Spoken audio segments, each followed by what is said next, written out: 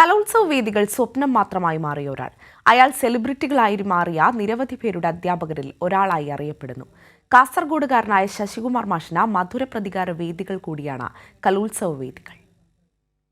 രണ്ടാമത് സ്കൂൾ കലോത്സവം കൊല്ലത്ത് അടിപൊളിയായി പുരോഗമിക്കുമ്പോൾ നമ്മൾ പരിചയപ്പെടേണ്ട ചിലരുണ്ട്.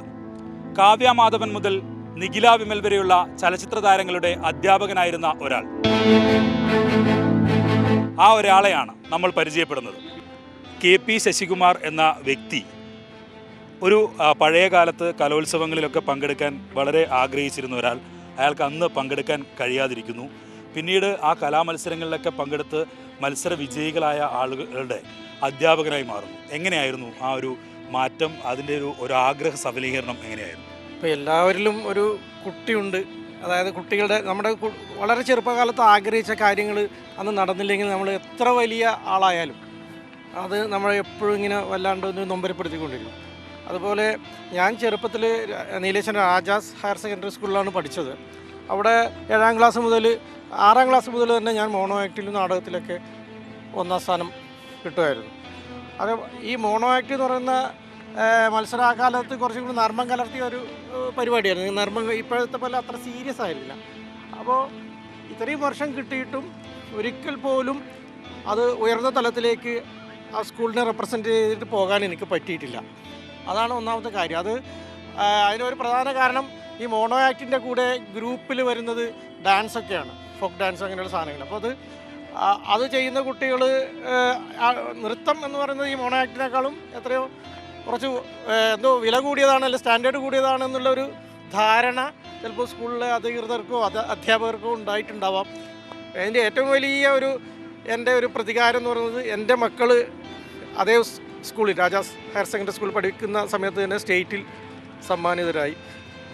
മൂത്ത ആൾ 2 പ്രാവശ്യമായി, മറ്റേ ആൾ 5 പ്രാവശ്യം സ്റ്റേറ്റിൽ പങ്കെടുത്തു, 3 പ്രാവശ്യം ഫസ്റ്റും പിന്നെ 2ാം സ്ഥാനമൊക്കെ ആയിട്ട്. അപ്പോൾ അവന് ആദ്യമായിട്ട് കിട്ടിയ വലിയ ട്രോഫി, റോളിംഗ് ട്രോഫിയാണത്. ആ ട്രോഫി അവന് വീട്ടിലേക്ക് കൊണ്ടുവന്ന ദിവസം എനിക്കിങ്ങനെ ശരിക്കും ഞാൻ ഇപ്പോഴും പറയുമ്പോഴും എനിക്ക് എൻ്റെ ഉള്ളിലൊരു നനവ് വരുന്നുണ്ട്. ഞാനത് ആ ട്രോഫി കെട്ടിപ്പിടിച്ച് ഞാനിങ്ങനെ ഒരു കൈലി പാത്രം എടുത്തിട്ട് ഞാൻ തണുത്ത നിലത്ത് ഇങ്ങനെ കിടന്നു. എനിക്ക് കെട്ടിപ്പിടിച്ച് എൻ്റെ കുഞ്ഞിനെ കെട്ടിപ്പിടിക്കുമ്പോൾ.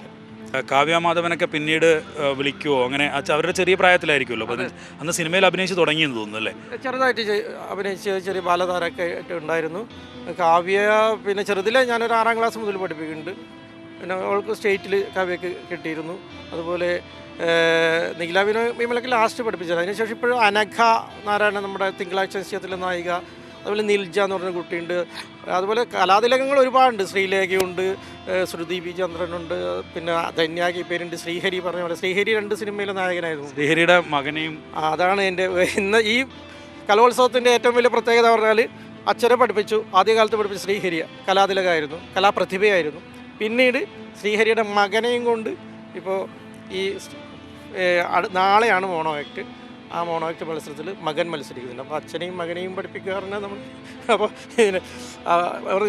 അവൻ്റെ മകനെയും പഠിപ്പിക്കേണ്ട ഇത് വരുമോ എന്നൊക്കെ, പിന്നെ അവസരം കിട്ടുമോ എന്നെല്ലാം ചോദിക്കുന്നുണ്ടായി വെറുതെ തമാശ രൂപത്തിലാണെങ്കിലും.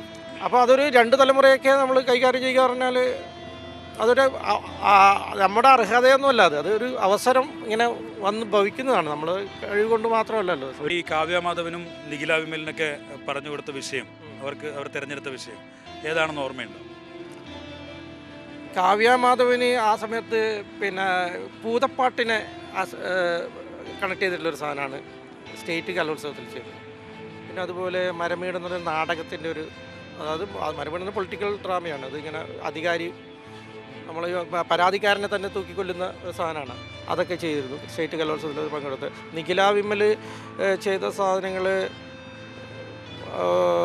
എനിക്ക് തോന്നുന്നു അത് ഇവിടെ ഒരു പ്രമുഖ ആൾ ദൈവത്തിൻ്റെ അവിടെ ഒരു അന്യസംസ്ഥാനത്തിലൊരു ആൾ മരിച്ചിരുന്നു. അന്യസംസ്ഥാന ആശ്രമത്തിൽ അതിനെ കേൾക്കുന്നില്ലേ ആ വാളിളക്കം, ആ ചിലമ്പൊച്ച? അതാ അവൻ വരുന്നുണ്ട്.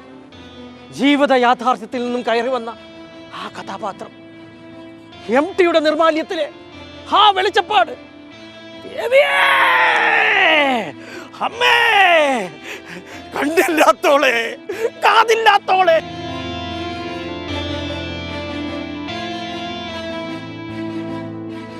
സ്കൂൾ കലോത്സവ വേദികളിൽ പങ്കെടുക്കാൻ കഴിയാത്തതിൻ്റെ നീറ്റൽ ഇപ്പോഴുമുണ്ട് ശശികുമാർ മാഷിൻ്റെ മനസ്സിൽ. എന്നാൽ നാടറിയുന്ന ഒരുപറ്റം കലാകാരന്മാരെ നാടിന് സംഭാവന ചെയ്തതിൻ്റെ ചാരിതാർത്ഥ്യം അത് മാറ്റുന്നു. പ്രമോദ് പന്നിയൂരിനൊപ്പം വിജിൻ വായാന്തോൾ, കൈരളി ന്യൂസ്.